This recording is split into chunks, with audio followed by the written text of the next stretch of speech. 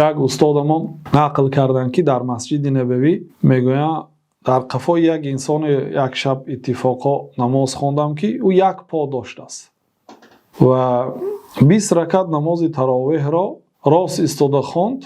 وقتی که نماز تمام شد فکر کردم واقعا 20 رکعت را با یک پا راست ایستاده خواند. بعد گفتم که مزمن یعنی شخصی برجا مانده، یعنی همین خیلی شخص های مجروح و معیوب را مزمن میگن، یعنی شخصی برجا مانده. بعد در خودم گفتم که میگن برجا مانده شخصی نیست که پای ندارد یا دست ندارد، بلکه برجا مانده حقیقی آن است که پای و دست و اعضای بطن دارد و برجا مانده هست، نمیتواند خسته نماز خواند.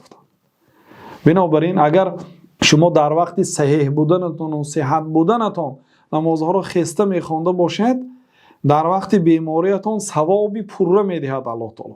اما یک انسان پاهاش درست است، دستاش درست است، فقط از سبب آنکه مشقت است، خسته شده است، نشسته خواند نماز تراویح یا تهجد را 50 ثواب میگیرد.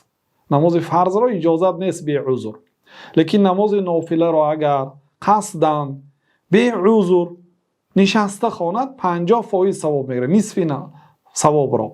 اما شخصی بیمار پوره الله تعالی اجرش را میده، برای اینکه عذر داره. اگر همین بیماری نمیداشت خسته میخواند.